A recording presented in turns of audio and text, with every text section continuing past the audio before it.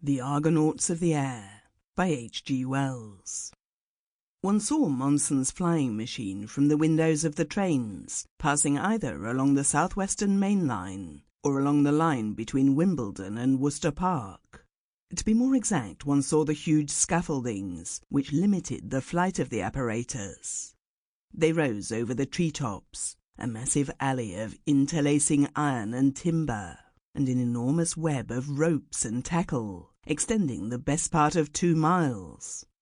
From the Leatherhead branch, this alley was foreshortened and in part hidden by a hill with villas, but from the main line one had it in profile, a complex tangle of girders and curving bars, very impressive to the excursionists from Portsmouth and Southampton and the West.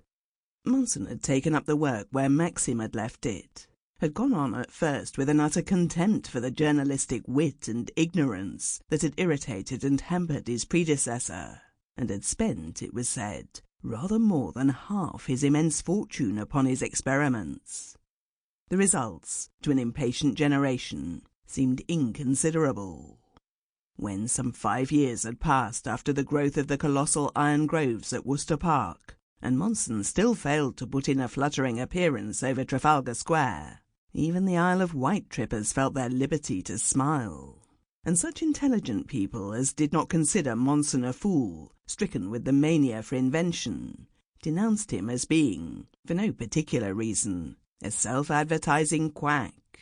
Yet now and again, a morning trainload of season-ticket holders would see a white monster rush headlong through the airy tracery of guides and bars, and hear the further stays, nettings and buffers snap, creak and groan with the impact of the blow.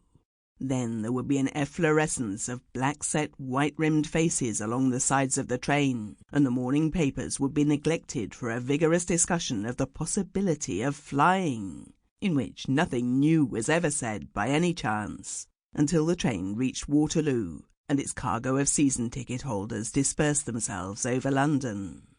Or the fathers and mothers in some multitudinous train of weary excursionists, returning exhausted from a day of rest by the sea, would find the dark fabric standing out against the evening sky useful in diverting some bilious child from its introspection, and be suddenly started by the swift transit of a huge black flapping shape that strained upward against the guides. It was a great and forcible thing beyond dispute, and excellent for conversation. Yet all the same, it was but flying in leading strings, and most of those who witnessed it scarcely counted its flight as... Sample complete. Ready to continue?